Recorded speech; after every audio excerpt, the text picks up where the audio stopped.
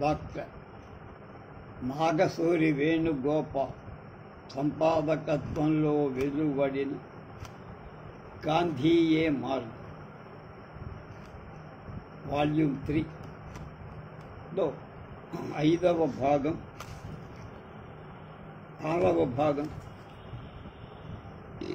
27/9/20 బాపిరాజు మల్లచిన ప్రభాకర్జీ మండలి బుద్ధప్రసాద్ గారు ఆంధ్రప్రదేశ్ పూర్వ ఉపసభ. కృషి ఉంటే మనుషులు ఋషులవుతారన్నది వేటూరి వాక్యం. అడవి బాపిరాజు మంచి గురువులో అలాంటి మంచి గురువులుంటే, ముట్నూరు కృష్ణారావు వంటి మౌన బోధకులు ఉంటే, మహాత్ముడి సాహచర్యం లభిస్తే ఎలాంటి వాళ్ళైనా విభాకర శుభాకర ప్రభాకరులై ఎదుగుతారు. అలా ఎదిగి ప్రముఖ గాంధేయవాదిగా మారిన సేవాయోధుడు దివిసీమ ఉప్పెన సమయంలో దగ్గరుండి సేవా కార్యక్రమాలు నిర్వహించి అనాథలైన ఎందరిని హక్కున చేర్చుకొని ఆదరించిన మహనీయుడు శ్రీ ప్రభాకర్జీ. ఆయన జీవితాన్ని గొప్ప విధ్వంసం నుంచి విశ్వశ్రేయస్సు వైపు మళ్లించిన గురుదేవుడు శ్రీ అడవి బాపిరాజు. 1936 మచిలీపట్నం ఆంధ్ర జాతీయ కళాశాల అడవి బాపిరాజు గారు కులపతి ప్రిన్సిపాల్గా ఉన్న రోజులు. ఆయన ఆదర్శమూర్తి, అమృత హృదయుడు, సంగీత సాహిత్య చిత్ర లేఖనాలు త్రివేణి సంగమంగా రూపొందించిన వ్యక్తిత్వం. ప్రభాకర్జీ ఇలా ఉంటారు గాంధీ గారి బొమ్మ పక్కన.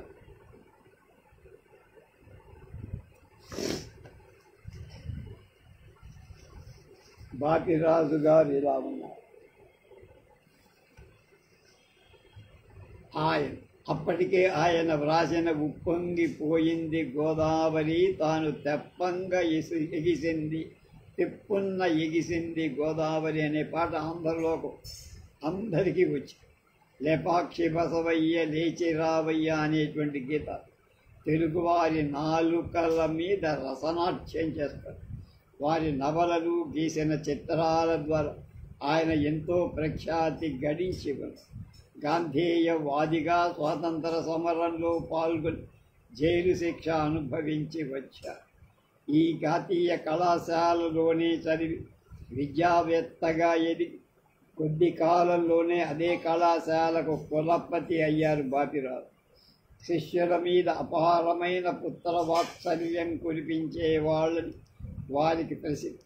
అనంతపురంలో జోసెఫ్ అనే ఓ తొంటరి కుర్ర పరీక్షాపత్రాలున్న గదికి నిప్పు పెట్టి కేసు విచారిస్తున్న పోలీస్ అధికారిపై హత్యా ప్రయత్నం చేసిన ఘనుడు. అతని తల్లి సుబ్బమ్మ ఒక ఆసుపత్రిలో ఆయాగా ఉండేది. అనంతపురంలో శ్రీ కల్లూరి సుబ్బారావు నిర్వహించిన సభల్లో అంతర్జాతీయ కళాశాలను ప్రశంసిస్తుంటే విన్న జోసెఫ్లో ఏదో పరివర్తన కలిగి అదే కళాశాలలో చదువుతున్న తన బాల్యమిత్రుడు గుత్తి రామకృష్ణను కలవాలని కాలినడకన బందరు వెళ్లి రామకృష్ణను కలిసి తనకు కూడా ఆ కళాశాలలో చేరే అవకాశం కల్పించమని కోరారు. జోసెఫ్ను తిన్నగా ప్రిన్సిపాల్ బాపిరాజు గారి దగ్గరకే రామకృష్ణ తీసుకువెళ్ళి వారం రోజులు కాలినడకన అనంతపురం నుండి ఈ కాలేజీకి చేరాలని వచ్చారు. జోసెఫ్ ఏదీ దాచుకోకుండా గతంలో తన తొంటరి పనులు, తనలో కలిగిన పరివర్తనను, తాను జాతీయ కళాశాలలో చదివి సేవ చెయ్యాలనే కోరికలు దాపరికం లేకుండా ప్రిన్సిపాల్ బాపిరాజుకు చెప్పారు. ఆయన మెత్తని హృదయం ధరించి అతని నిజాయితీ, అతని పట్టుదలను, పశ్చాత్తాప విశ్వసించిన బాపిరాజు గారు జోసెఫ్ను కళాశాలలో చేర్చుకున్నారు. బాపిరాజు నిలువెత్తు గాంధేయవాది. ఆయన అస్పృశ్యతకు వ్యతిరేకి. కానీ బాపిరాజు తల్లి ప్రాచీన భావజ. మాలమాదిగలను ఇంట్లోకి రానివ్వనని ఆమె అభ్యంతరం చెప్పే దానికి తోడు జోసెఫ్ అనే పేరులో క్రైస్తవం కనిపిస్తాం కాబట్టి అతని ఇంట్లోకి ఆమె ఎలాంటి పరిస్థితిలోనూ రానివ్వదు. ఆ రోజులు అలాంటి. అందువల్ల జోసెఫ్ పేరు మార్చాలని బాపిరాజు భావించారు. జోసెఫ్కి ప్రభాకర్ రావు, మోహన్ రావు అనే ఇద్దరు మిత్రులు ఉండేవాళ్ళని వాళ్ళిద్దరినీ కలిపి జోసెఫ్ ప్రభాకర్ మోహన్ అని తన పేరు చెప్పుకునేవాడని రామకృష్ణ తెలియజేయటంతో బాపిరాజు ఇక నుండి జోసెఫ్ కాదు ప్రభాకర్ అని పిలవండని ఆదేశించారు. ఆ మేరకు అటెండెన్స్ రిజిస్టర్లో మార్పులు కూడా చేసి అలా జోసెఫ్ ప్రభాకర్గా మారిపోయాడు. ఒకరోజు ప్రభాకర్కి తీవ్ర జ్వరం వచ్చి మూసిన కళ్ళు తెరవకుండా హాస్టల్ గదిలో పడుకున్నాడు. బాపిరాజు తల్లికి విషయం తెలిసి తాను తలపోటు మందు తీసుకుని గబగబా హాస్టల్ రూమ్కి వచ్చి అతని తలకు పట్టి ప్రేమతో ఒళ్ళంతా నిమిరి జ్వరం నెమ్మదించేదాకా ఉండి వెళ్ళి ఆ తర్వాత కొంతసేపటికి వాళ్ళ ఇంటికి ఖాదీ మేస్టర్ సూర్యనారాయణ గారు బాపిరాజు గారి తల్లి ఆయనతో చూడండి మాస్టారు, అనంతపురం నుండి వచ్చిన ప్రభాకర్ అనే కుర్రాడు జ్వరంతో సొమ్మసిల్లి పడి ఉన్నాడు. మనం చూడకపోతే ఆ పిల్లాన్ని ఎవరు చూస్తారు, వాడికి దిక్కెవరని బాధపడుతూ చేసి నిజానికి జోసెఫ్ పేరును ప్రభాకరుగా మార్చిన సంగతి మాస్టార్కి అప్పటిదాకా ప్రభాకర్ ఎవరు అని ఆశ్చర్యంగా అనంతపురం నుండి నడిచి వచ్చిన పొట్టిగా తెల్లగా ఉంటాడే ఆ కుర్రవాడా అని తన పేరు జోసెఫ్ ప్రభాకర్ కాదు అని అసలు సంగతి ఆమెకి చెప్పేశారు. అంతే బాపిరాజు గారి తల్లి తాను పడిపోయాను దుఃఖించటం ప్రారంభం. ఎంతలో బాపిరాజు వచ్చారు, తల్లిని సముదాయించారు. ఆమె విశ్వసించే ధర్మ సూత్రాలకు అంటరానితనం అనేది విరుద్ధమని నచ్చజెప్పి ఆమెను శాంతపరిచారు. ఆనాటి నుండి బాపిరాజు ఇంట్లో ఆయన ఒకడైపోయారు. ప్రభాకర్ అంటరాని వాడన్న విషయాన్ని మరిచి ఆమె కూడా మమతానురాగాలు పంచి ఇచ్చారు. ఈ విధంగా బాపిరాజు ఇంట్లో అస్పృశ్యత నిర్మూలన ఒక విధంగా ప్రభాకరే కారణం. బాపిరాజు సభలు సమావేశాలకు వెళ్ళేటప్పుడు ప్రభాకర్ని వెంట తీసుకువెళ్ళారు. అలా సాహిత్యం సాంస్కృతిక పరమైన విషయాల పట్ల క్రమేణా ఆసక్తి అభినివేశాన్ని పెంచుకున్నారు. ప్రభాకర్ 1936 నవ్య సాహిత్య పరిషత్ స్థాపన జరిగింది. శిస్త వ్యవహారాన్ని స్థాపించాలని ప్రోత్సహించడానికి ఉద్యమం దాదాపు అదే కాలంలో తాపీ ధర్మారావు జనవాణి పత్రిక స్థాపన, ఆధునిక ప్రామాణిక భాషలోనే రచన చెయ్యాలన్న భావన సాహితీ మూర్తుల్లో కలిగించటం లాంటి ఉద్యమాలు ముమ్మరంగా జరుగుతున్న రోజు 1937లో బాపిరాజు ముట్నూరి వాళ్ళు ఇద్దరు పూనుకొని నవ్య సాహిత్య సభలను ఆంధ్రజాతీయ కళాశాలలో జరిపించారు. ప్రభాకర్ ఈ సభలలో వాలంటీర్ల దళానికి నాయకుడిగా వ్యవహరించారు. ఒకరోజు బాపిరాజు ఊరు ప్రయాణం పెట్టుకున్నారు. రైల్వే స్టేషన్ వరకు ప్రభాకర్ మరికొందరు విద్యార్థులు సహాయకులుగా వెళ్ళారు. తీరా స్టేషన్ వచ్చాక తాళం చెవిడు మర్చి వచ్చానోయ్ అన్నారు బాపిరాజు. ఎక్కడ విడిచారన్నాడు. ఇంటి దగ్గర ఫలానా చోట అన్నారు. అంతే, చూస్తుండగానే అదృశ్యమయ్యాడు. రైలు కదలబోతుండ తాళం చెవిడితో ప్రత్యక్షం. బాపిరాజు ఉంటున్న రాజుపేటకి బందర్ రైల్వే స్టేషన్కి కనీసం 3 మైళ్ళు, అంటే 4.5 కిలోమీటర్. రాను పోను 6 మైళ్ళ దూరం పరుగుల మీద వెళ్ళి తాళం చెవులు తీసుకొచ్చి ఇచ్చిన వినయశీలి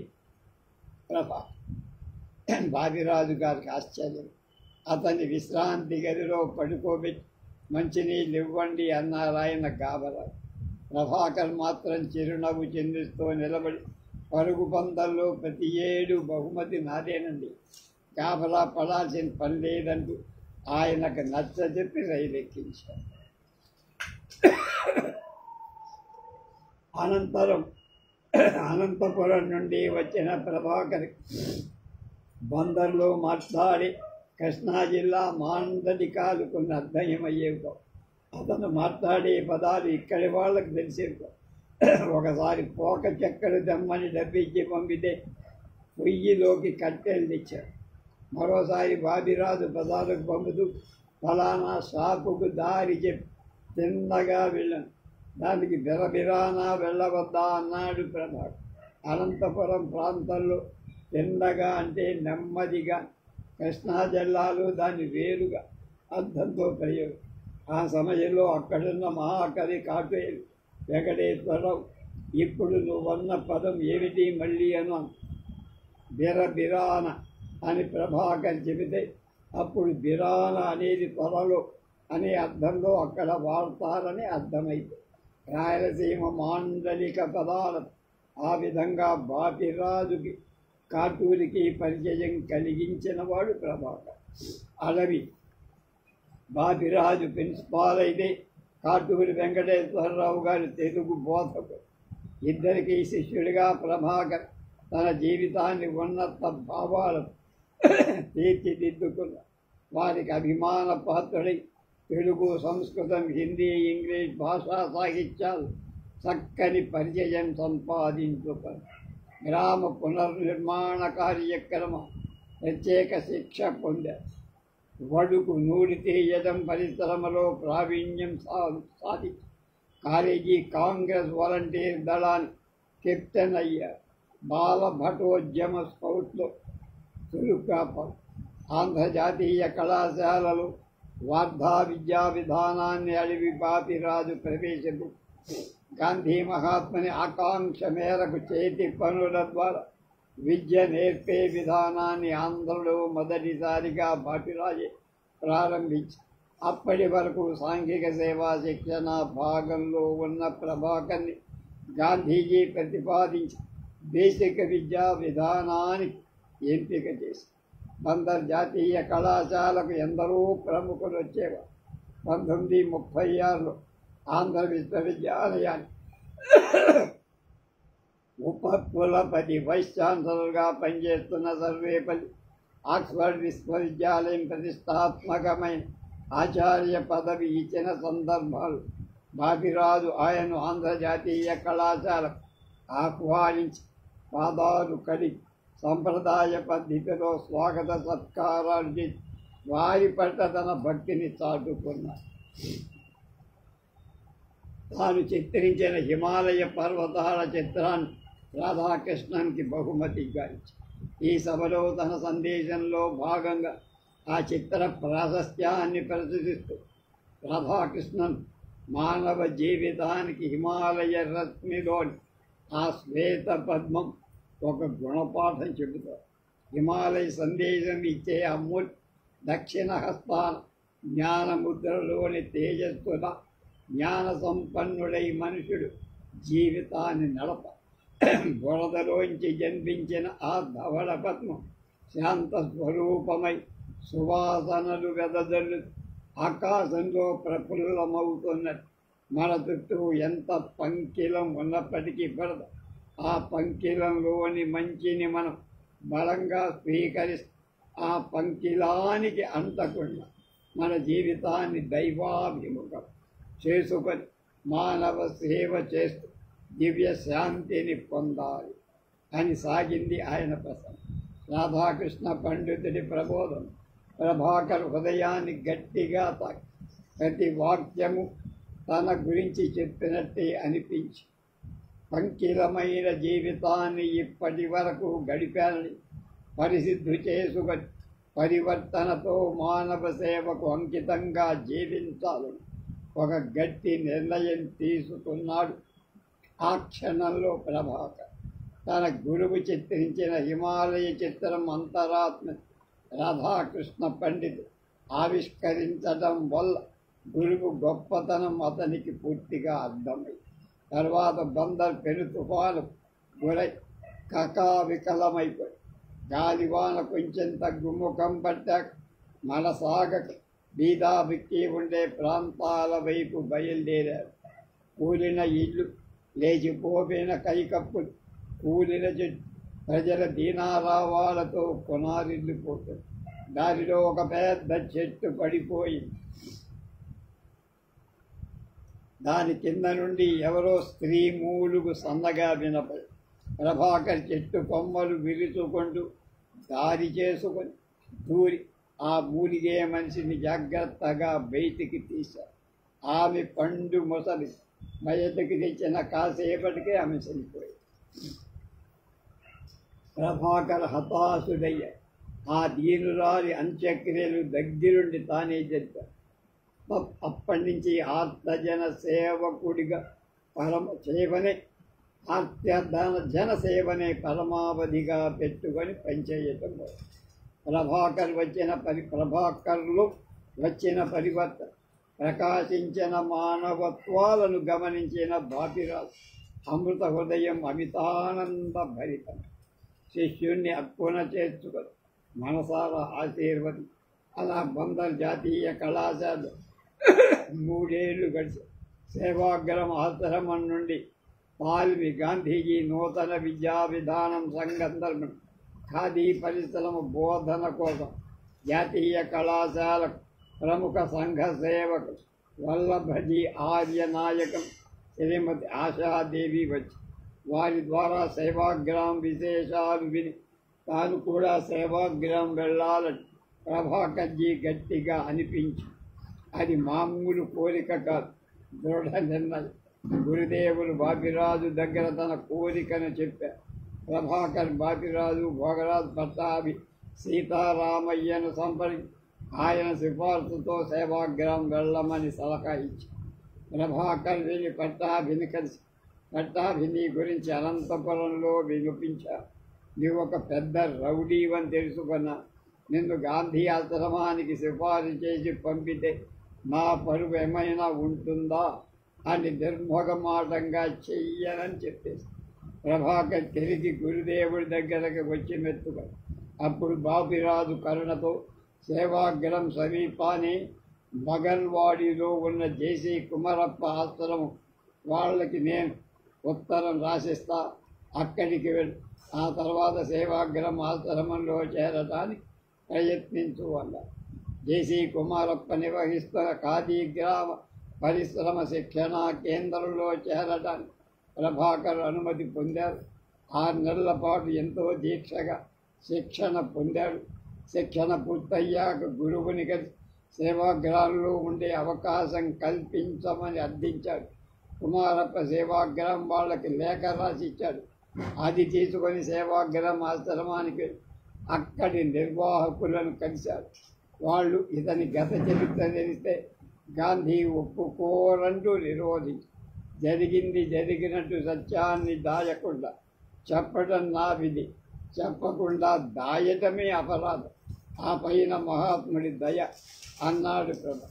తన జీవిత చరిత్రనంతా యథావిధిగా ఒక లేఖ రూపంలో రాసి గాంధీజీకి అందించారు. ప్రభాకర్ మహాత్ముడు చదివి సెందర్ బికేమ్ సెయింట్ అన్నారు. పాపి మహాత్ముడయ్యాడు అంటే గొప్పవాడు. సెయింట్ అంటే సన్యాసి అయ్యాడు. రూప దయా పారావాతం లాంటి హస్తాలతో ప్రభాకర్ కన్నీళ్లు తుడిచి పాదాల మించి లేవని తన ఆశ్రమంలో ఉండటానికి మహాత్ముడు అంగీకరించారు. సేవాగ్రామ ఆశ్రమంలో ప్రవేశం దొరికాక మహాత్ముని వ్యక్తిగత పనులు, కస్తూరి పాయకు వంట పనిలో సాయం, పారిశుద్ధ్యం వగైరా పనులు అప్పగి తర్వాత కస్తూర్బా ఆసుపత్రిలో డాక్టర్ సుశీలా నయ్యర్ సహాయకుడిగా పనిచేశారు. సేవాగ్రామంకు వచ్చే దేశ నాయకులందరికీ పరిచయం అయ్యారు. గాంధీ మహాత్ముని తలుపుతారు. నిర్యాణం తరువాత సేవాగ్రం ఆశ్రమాన్ని వారి స్థానంలో కార్యదర్శి అయ్యారు. వినోబా భావే భూదాన ఉద్యమంలో కూడా ప్రముఖ పాత్రధారి అయ్యారు. ఆ జన్మ బ్రహ్మచారిగా ఉండిపోయారు. కొత్త జీవితానికి డాక్టర్ బాపులే తండ్రి తల్లిదండ్రులు వాళ్ళ పేర్లే చెప్పేవారు. తనకు తల్లిదండ్రులు ఎవరంటే బాపు, అమ్మ కస్తూరిబాయి.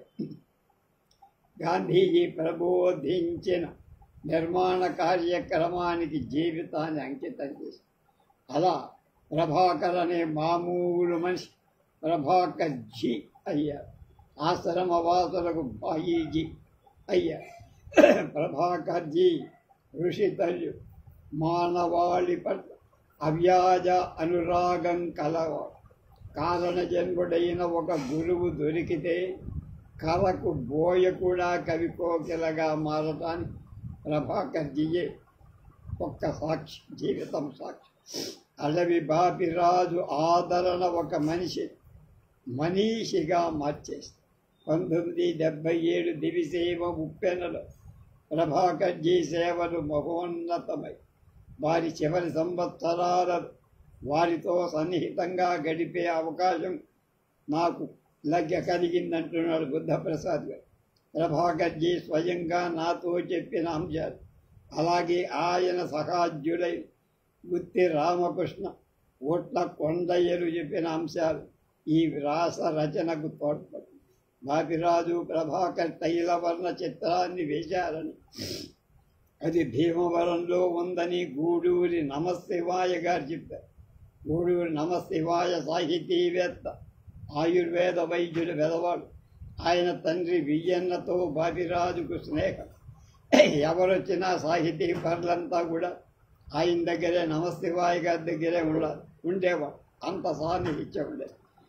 ఆయన దేవాలయాల నిర్వహించేటువంటి ఒక సంఘాన్ని ఏర్పాటు చేశారు. దేవాలయం నిర్వహించేటువంటి మా బూటి వాళ్ళంతా కూడా అందులో దేవాలయం నిర్వహిస్తున్న వాళ్ళం కదా. మమ్మల్ని అందరినీ ఒక సంస్థగా చేర్చి చాలా కాలం ప్రతి నెల లేదా 22 నెలలకు ఒకసారి మీటింగులు పెట్టేవారు. నేను కూడా వెళ్ళేవాడిని. వారి మృత్యుంజయ ఫార్మసీ కోసం బాపిరాజు మృత్యుంజయుడి తైల చిత్రాన్ని గీసి ఇచ్చారు. కమలం మీద కూర్చొని 2 చేతుల్లో కలశాలలోని అమృతాన్ని తన శిరస్సున దాలుస్తున్న అద్భుత చిత్రం. విజయవాడ గాంధీనగరంలో గూడూరి నమశివాయ ఆసుపత్రిలో ఈ చిత్రం ఫ్రేము కట్టి బయటకు కనిపించే విధంగా ఉండేది. ఆయన చిత్రించిన నన్నయ్య భట్టారకుడి చిత్రం డెన్మార్క్ మ్యూజియంలో, శ్రీకృష్ణుడి చిత్రం తిరువాన్కూర్ మహారాజా వారి మహల్లో 7 గుర్రాలు పూంచిన సూర్య భగవానుడి చిత్రం కచ్చి మహారాజు గారి మహల్లో ఉందని చెప్తారు. కళా హృదయంలో చిత్ర రచనలు, సాహిత్య రచనలు చేయటమే కాదు, దయా హృదయంతో అతి సామాన్యుణ్ణి అసామాన్యుడు తీర్చిదిద్దిన ఘనత అడివి బాపిరాజు గారు. ఆయన నారాయణరావు, కోనంగి, తదితర పాత్రల ద్వారా ఉత్తమ మానవ లక్షణాలు కథానాయకులను హీరోని సృష్టించి, కానీ నిజ జీవితంలో ఒక పోకిరి కుర్రవాణి కర్మయోగిలా తీర్చిదిద్దిన గురు శబ్దానికి నిజమైన సార్థకత చేకూరు. దేవుడు గురువు కలిసి వస్తే ముందు గురువుకే నమస్కరించాలని అందుకు నేనొక మానవుడినయ్యానని ఈ రోజును నేను తృప్తిగా ఉంది. ఈ భౌతిక ప్రపంచంలో అనేక విషయాలు ఆశించడం చాలా మానవుడు ఉన్నత పదవుల కోసం ఉత్సాహపడవచ్చు, కానీ రాజకీయమైన లేదా ఇతర ఉత్సాహాలు చంచలమై లేదా చాలాసార్లు ప్రమాదకరమైనవి పిచ్చి గుర్ర పందేళ్ళ. కానీ ఆధ్యాత్మిక నైతికాభివృద్ధి శాశ్వతం, నిత్య ప్రవర్ధమానం. ఏ మనిషి అయినా మనిషిని నిజమైన మనిషిగా చెయ్యడం అంత తేలిక విషయం ఏమీ కాదు. ఇప్పటి నా జీవితం ఇలా ఉండటానికి పునాదులు వేసి గట్టిపరచిన ఆంధ్రజాతీయ కళాశాల నేను రుణపడి ఉన్నాను అంటారు ప్రభాకర్ జీ. జాతీయ కళాశాల స్వర్ణోత్సవ సంచికలో ఒక వ్యాసం. ప్రభాకర్ జీ సహాధ్యాయి, ప్రముఖ బాల సాహితీవేత్త, అనువాదకుడు ఓట్ల కొండయ్య ఈ కళాశాలలో చేరటానికి వచ్చిన కాటూరి వారు ఇక్కడికెందుకు వచ్చావు అని అడిగారు. అప్పుడు నాకు జవాబు దొరకల. ఇప్పుడు దొరికింది, పునర్జన్మ కొరకు అని వ్రాశారు కొండ. ఈ బతుకులోనే మనిషి మళ్ళీ పుట్టాలన్నాడు యేసుక్రీస్తు. ప్రభాకర్జీ, వెంపటి పెద్ద సత్యం, బెదవాళ్ళ గోపాలరెడ్డి, కోతరాజు సీతారామారావు, కల వెంకట సత్యనారాయణ వంటి ఎందరు మహనీయులు ఇక్కడే పునర్జన్మించారు అని వ్రాశారు. ఉట్ల కొండయ్య మేమున్నప్పుడు అక్కడ బాపిరాజు కొలపతు, కాటూరి వెంకటేశ్వరరావు గారు ఆంధ్ర ఉపన్యాసం. ఇక్కడ ఆ ఇద్దరి కలయిక ప్రకృతి పురుషుల కలయిక వలె ఉండేది. ప్రకృతిలో ఉండే గుణాలన్నీ బాపిరాజులో ఉండే. ఆయనది మాతృ హృదయం, వెంకటేశ్వరరావుది పితృవాత్సల్యం. మా మానసిక పునర్జన్మ మాతాపితరులు వీరు అన్నారు ఉట్ల కొండయ్య. 2 ఏళ్ల తర్వాత కళాశాల నుంచి తిరిగి ఇంటికి చేరగానే మా మామయ్య అన్నాడు, 2 ఏళ్ళు పాడు చేశావురా. నేను ఒప్పుకోల. ప్రభాకర్జీని తయారు చేసిన చదువు పనికిరాని చదువు. ఆటలు మరిగిన అర్భకుడిగా అతడు కళాశాలలో ప్రవేశించాడు. కళాశాల వాతావరణం అతడికి శుభ్ర సంస్కారం ఇచ్చి వార్ధాకు పంపగా గాంధీజీ సాంగత్యం దైవంగా మార్చే ప్రక్రియ లోను కావించి దైవంగా మార్పు చెందిన ఈ మానవుడి కూకటి వేడు కళాశాల పవిత్ర క్షేత్రంలో ఉన్నాయి అనో ఎంతో ఆర్ద్రంగా ఉట్ల కొండయ్య గారు. ఈయన మండలి బుద్ధప్రసాద్.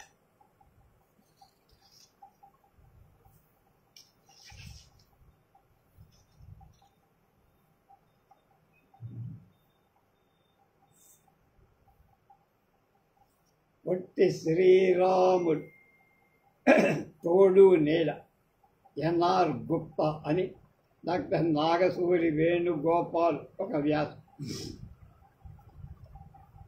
మేనల్లుడు ఎన్ఆర్ గుప్తతో పొట్టి శ్రీరాములుగా.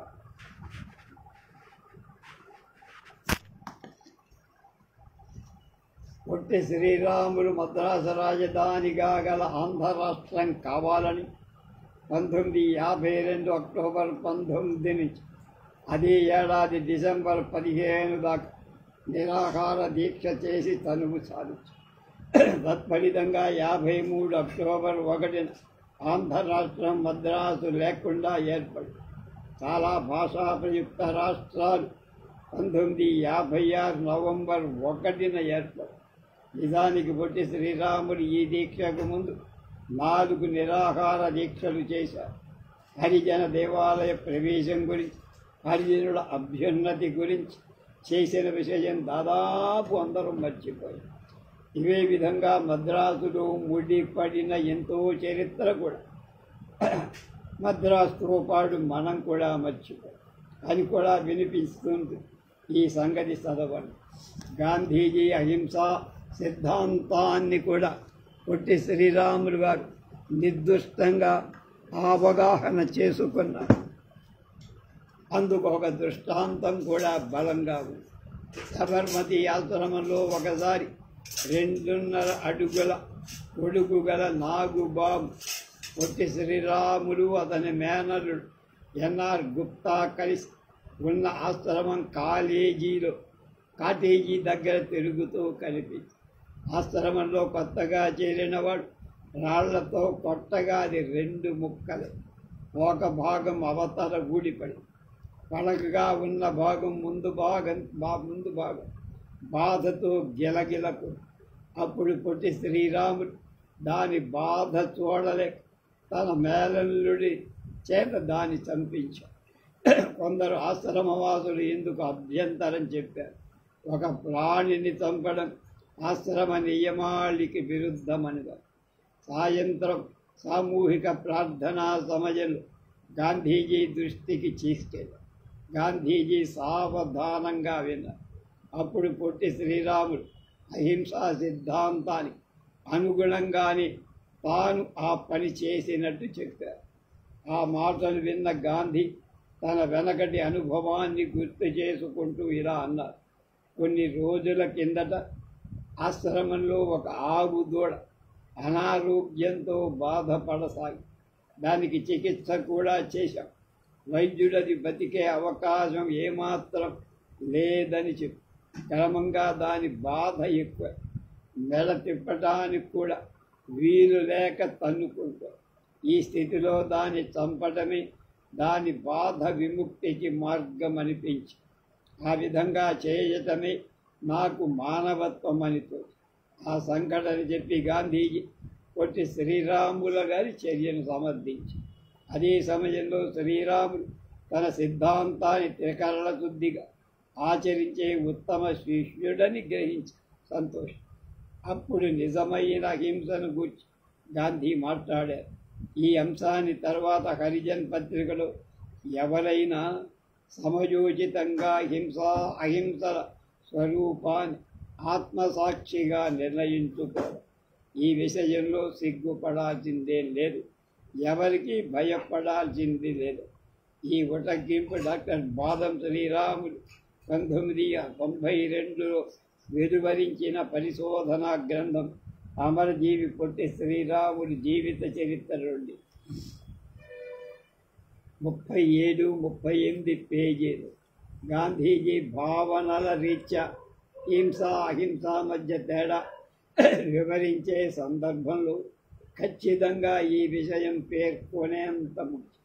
పొట్టి శ్రీరాముల మేనరు ఎన్ఆర్ గుప్తా గురించి విడిగా పెద్దగా చర్చించిన వ్యాసం ఒక్కటి కూడా కనపడలేదు. పొట్టి శ్రీరాములు 1930 మధ్య నుంచి సబర్మతి ఆశ్రమంలో, ఆ తర్వాత 34లో బీహార్ బాధితుల చేసిన సహాయ కార్యక్రమాలు ఇలా చివరికి 52 డిసెంబర్ మధ్యాహ్నం 2 గంటలకు ప్రారంభమైన పొట్టి శ్రీరాములు అంతిమ యాత్ర శకటం మీద ఉన్నట్లు ఎన్ఆర్ గుప్తా ప్రస్తావన కనపడు. చాలా కీలకమైన నిర్ణయాలు తీసుకునే వేళ కూడా వారితో చర్చించినట్టు తెలుసు. పొట్టి శ్రీరాముడి జీవితం మొదటి 28 సంవత్సరాల కాలంలోనే ఆయన తమ్ముడు మేనల్లుడు తప్ప అందరినీ కోల్పోయారు. తండ్రి, అన్న, అక్క, తల్లి, కొడుకు, భార్య వీళ్ళందరూ 1908 నుంచి 29 మధ్య కాలంలో చనిపోయారు. అప్పటికీ పొట్టి శ్రీరాములు ఇంట్లో మిగిలిన పెద్దది తమ్ముడు MBBS చదువుతున్న రంగయ్య గుప్తా కాదు, మేనరుడు ఎన్ఆర్ గుప్తా 10 ఏళ్ల బాధ.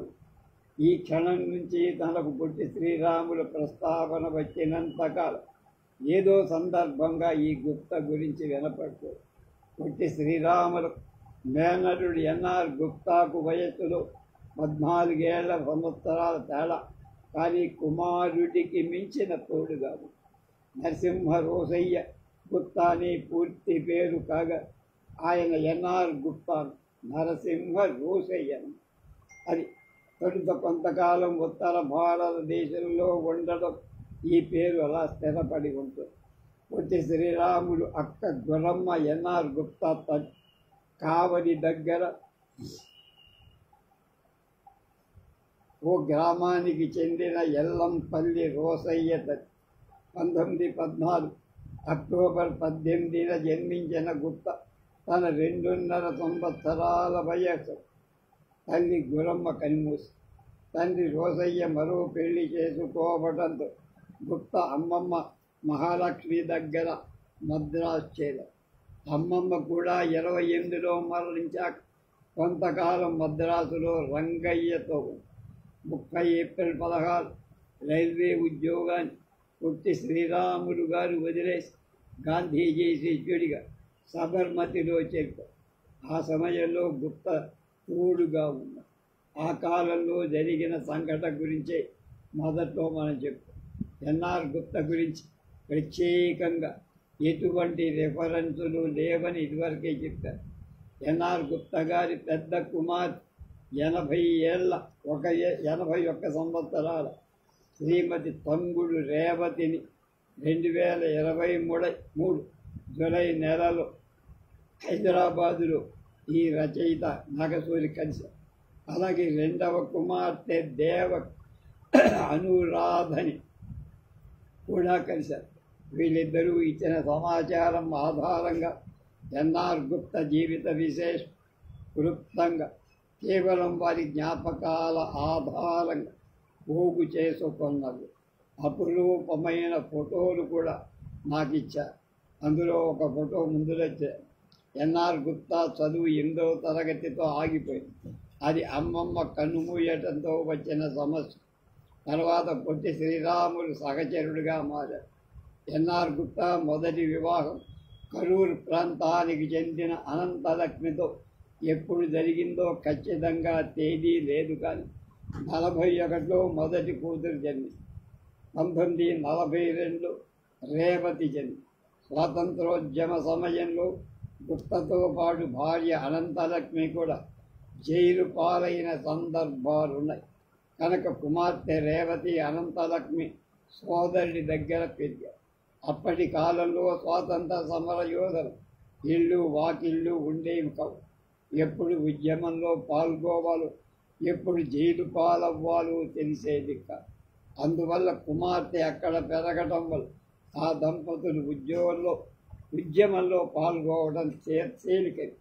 స్వాతంత్రం వచ్చాక ఎన్ఆర్ గుప్తా ఉపాధి కోసం పిఠాపురం దగ్గర గొల్లపోలు గ్రామానికి తరలి వెళ్ళి కొప్పుల నాగూరయ్య అని ఆయన దగ్గర నేతి వ్యాపారంలో సహాయకుడిగా ఉద్యోగం చేసి, అలా ఉన్న కాలంలో పొట్టి శ్రీరాము ఆంధ్ర రాష్ట్ర కోసం దీక్షకు ఉపక్రమించి తన దగ్గర నమ్మకమైన వ్యక్తి ఉండాలని, లేకపోతే దీక్షా సమయంలో బలవంతంగా నీళ్లు తాగించి అన్నం ఏదైనా తినిపించచ్చని తనకు నమ్మకమైన మేనలు ఎన్ఆర్ గుప్తను తన దగ్గరికి పిలిపించుకుంది. ఆ సమయంలో పొట్టి శ్రీరాముడు తమ్ముడు రంగయ్య సర్వీసులో రాజమండ్రిలో ఉద్యోగం చేస్తారు. పొట్టి శ్రీరాములు ఆత్మార్పణ తర్వాత ఎన్ఆర్ గుప్తా తనకు మకాం హైదరాబాదుకు మార్చి, అప్పటికి ఆయన మరో కూతురు అనురాధ పుట్టింది. ఆ కుటుంబంతో ఆయన తనకు తెలిసిన నేటి వ్యాపారాన్ని సికింద్రాబాద్లో కానీ స్వాతంత్ర ఉద్యమ స్ఫూర్తితో సాగే ఎన్ఆర్ గుప్తా నీతితో కూడిన నేతి వ్యాపారం కల్తీ పోకళ్ళను పోటీ పడలని తప్పుకుంది. తర్వాత హైదరాబాద్ పులిమేరలో పౌల్ట్రీ ప్రారంభించి 53లో గుప్తా భార్య అనంతలక్ష్మి బంధువైన కృష్ణాబాయి రెండో పెళ్లి చేసి ఆమె డాక్టర్. ఈ దంపతులకు 1954లో కుమారుడు జన్మించినప్పుడు మేనమామ గుర్తుగా శ్రీరాముడు అని పేరు పెట్టుకోండి. తర్వాత వాళ్ళకి మరో కుమార్తె గీత కూడా జన్మి. 2 భార్యలు, మొత్తం 4 పిల్లలు. ఆయనతోనే ఒకే ఇంట్లో హాయిగా ఉండేవారు. కుమారుడు శ్రీరాముడు పౌల్ట్రీ సంబంధమైన సాయం చేస్తూనే ఎంఏ దాకా చదువుకొని ఎంకా. తర్వాత 2 మిత్రులతో కలిసి డ్రిల్లింగ్ మెషిన్లు తయారు చేసి పరిశ్రమలు హైదరాబాదులో ప్రారంభం. ఇటీవల వీరు కూడా కన్ను. 1994లో అనంతలక్ష్మి కృష్ణాబాయి కొన్ని నెలల వ్యవధిలో చనిపోయారు. అప్పటికే పౌల్ట్రీ వ్యాపారాన్ని పూర్తిగా వదిలేసి గుప్తా తర్వాత కాలంలో నెల్లూరు కావలి ప్రాంతాల్లో ఉండే బంధువులను ఇంత వీళ్ళు వస్తూ ఉండేవారు.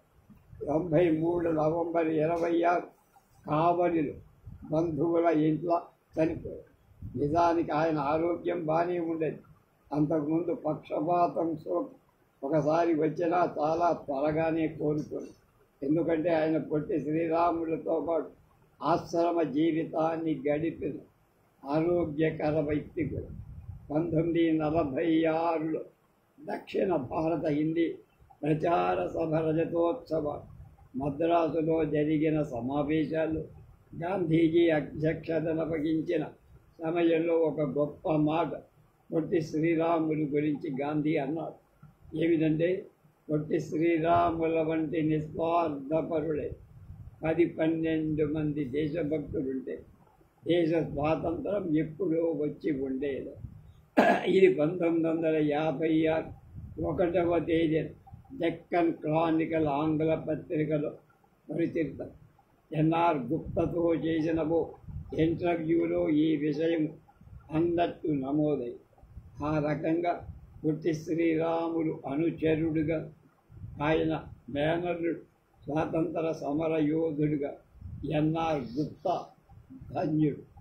రేపు ఆధునిక వినోబ, డాక్టర్ కొరళ్ళ రాజారావు, అభినవ ప్రహ్లాద, కాశీభట్ట జగన్నాథ, గబ్బిట దుర్గాప్రసాద్ అని నేను రాసినటువంటి ఈ వ్యాసం రేపు.